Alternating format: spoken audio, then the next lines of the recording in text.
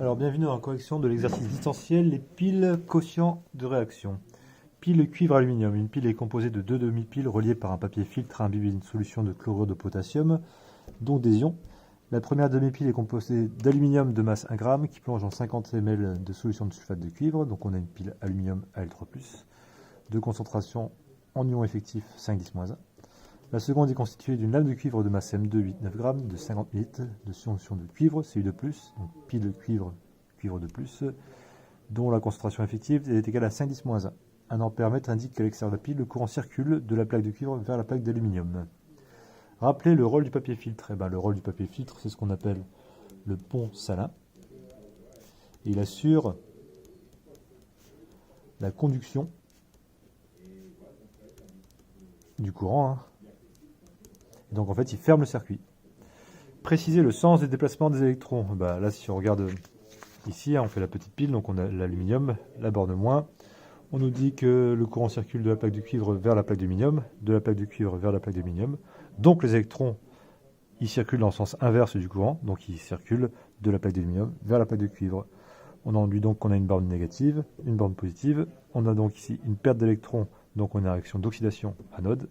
Et la cathode qui est ici, parce qu'on a un gain d'électrons, donc on passe d'un ion à un métal.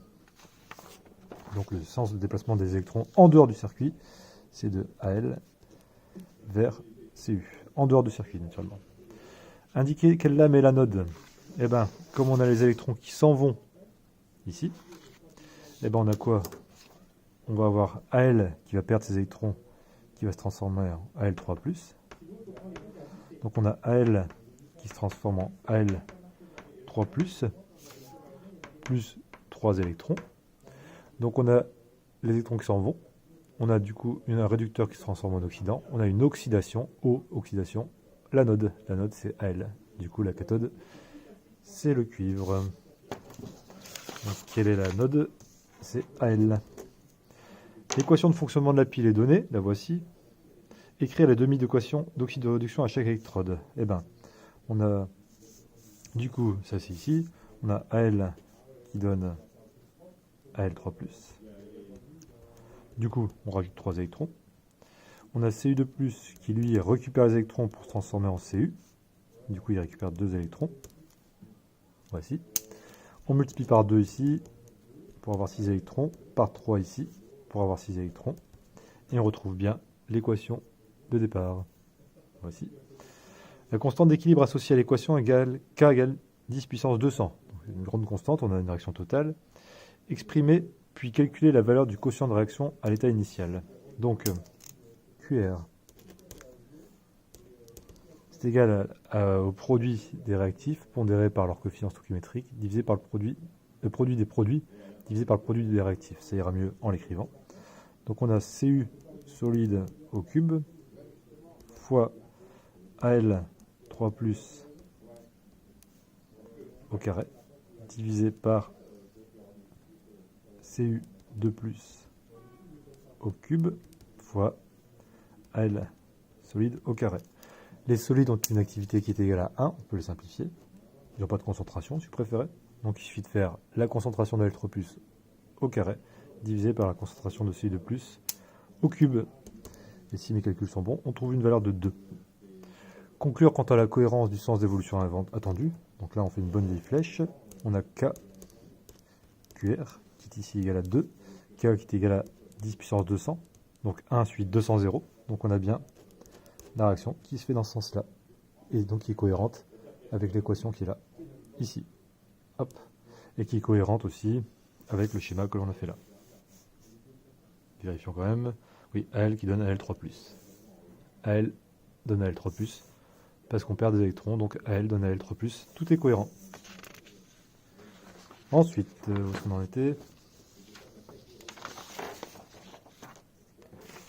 Alors, faire le bilan des quantités de matière à l'état initial. Donc, ici, le bilan des quantités de matière à l'état initial. Donc, NaL, c'est égal à la masse Al sur la masse molaire. Il fallait trouver, du coup, 3,7 10-2 mol. Voilà. C'est N0, c'est la quantité initiale. N0Cu, Hop. Pareil. Donc c'est la masse de Cu sur la masse molaire de Cu. Et on trouvait 0,14 mol. Ensuite, N0Cu2+. Donc là, on a une concentration, donc c'est C fois V. Il fallait trouver donc la concentration de Cu2+ dans l'énoncé fois le volume qui est dans l'énoncé, 0,025 mol. Et de façon identique, pareil pour L3+. 0,025 mol. Voilà. Donc C fois V d'un côté pour les concentrations pour retrouver la quantité de matière. Et là pour CuAl qui sont des solides, on fait la masse sur la masse molaire. Voilà. Ensuite, établir le tableau d'avancement de la réaction de manière littérale. Bah, là on a quoi? On a, ici on voit, ouais, 3 Cu2+, plus 2 Al solide, donne 3 Cu solide, plus 2 Al3+. Donc littéral, ça veut dire avec des lettres. Donc là, je vais mettre N0 Cu2+, N0 Al.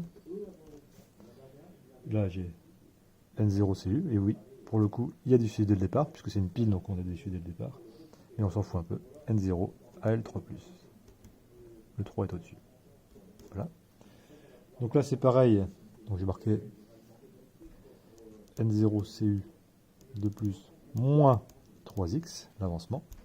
Là, N0 Al moins 2x.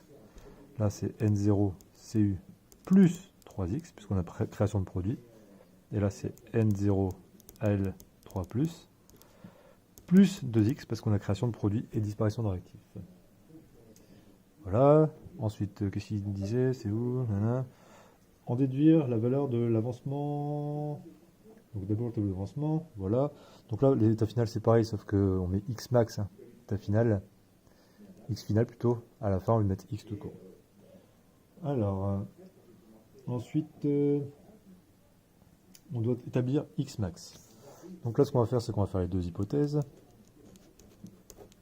On va dire que d'un côté, on a N0 de Al moins 2x égale 0, ou alors que N0, donc vous voyez, on n'utilise pas les produits, on s'en fout un peu.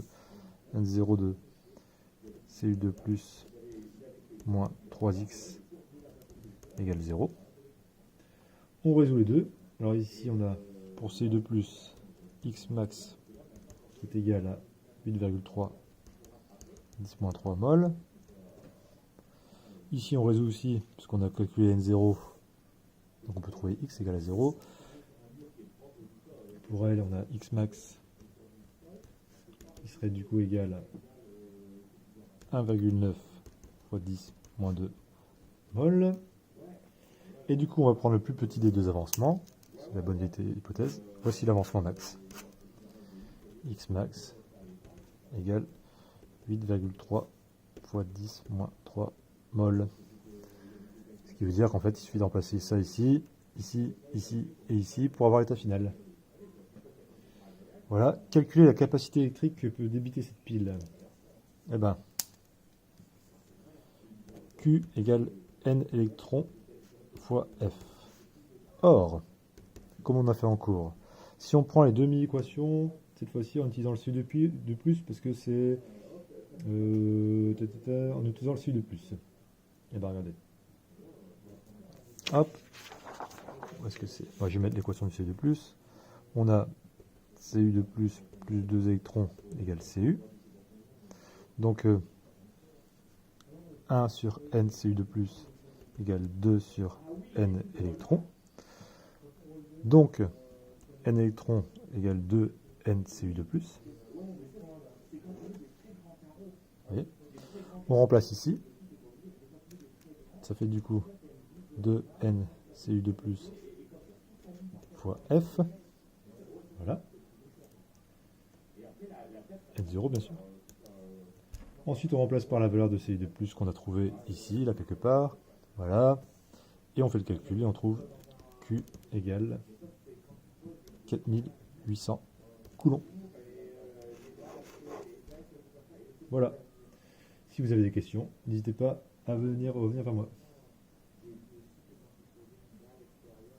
Je regarde. Oui. Alors pourquoi, petite question qu'on pourrait se poser, pourquoi j'ai pris CU2+, et que j'ai pas pris AL? Parce que c'est CU2+, le réactif limitant.